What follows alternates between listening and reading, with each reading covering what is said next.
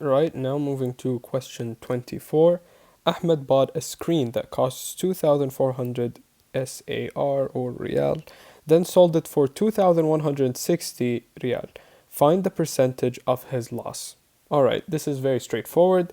So you're going to take the original amount, 2,400, and you're going to subtract it by the new amount, 2,160.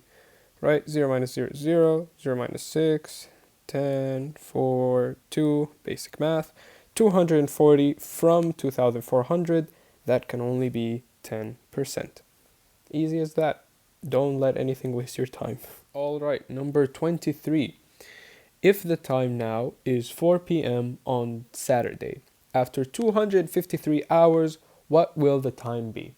Now, I'm not sure if there's a formula specific to solving these questions. I highly doubt it, but it is actually, believe it or not, it looks tricky, but it's actually pretty straightforward.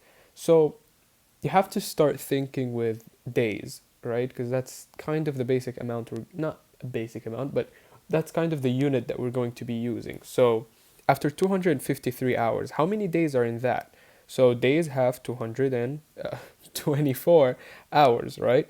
So how many 24s are in 253? Now you can divide, or if you're low on time, just you can kind of see that it's 2,400, so it's 10, right? Because 2,400, you kind of can't add another 24 to get to 53, right? So you can just tell that it's 10, because if you multiply 10, oh wait, kind of made a mistake here, 240, excuse me, not 2,400, 240. So 24 times 10, 240. So there are 10 days. So we were going to go 10 days from Saturday. You're going to say Sunday, Monday, Tuesday, Wednesday, Thursday, Friday, Saturday. Or you could just go 1 week. Now we're in Saturday, Sunday, Monday, and Tuesday. So now we're on Tuesday. All right. You have to keep count. We don't need this anymore.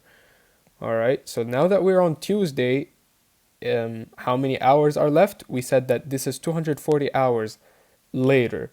So we have 13 hours left. All right, and it's 4 p.m. on Tuesday, right? So, all right, then we're going to add 12 hours just to make things easier for us. So we're going to add 12 hours. It's going to be 4 a.m. Wednesday. Do you guys see that? Because we've passed 12 midnight. So now it's Wednesday, and it's 4 a.m. Wednesday. And now we have one more hour left, remember? Because we added 12 here. So we're going to add that one more hour. It's going to be 5. So that's 5 a.m. Wednesday. D.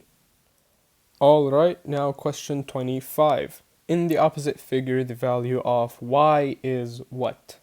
Okay, so we're given this triangle, and we're also given a graph. So it's a triangle on a graph. And we have that this is 10.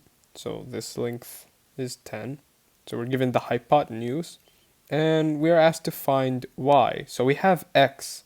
This point, by the way, this I guess these graph points are for this line. So that means that this is, as you guys know, this is x, this is y. So that means that this is 8. So that means that the length of the base is 8. So now we can use the Pythagorean theorem to find this length, which is what we're trying to find. Because we're trying to find this over here. Maybe I should draw that in blue. We're trying to find this length over here, right? This one, not the one that I just drew. Excuse me for that. Oops.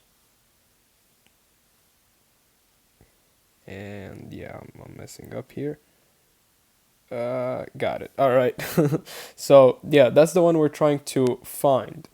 So now we can use the Pythagorean theorem and simply find it, because we can go 8 squared plus, yes, x squared is equals to 10 squared. It equals 100.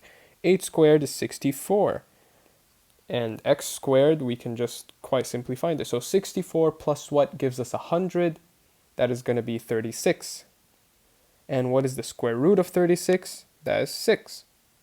And so, using the Pythagorean theorem, we find that y is equals to 6, or C.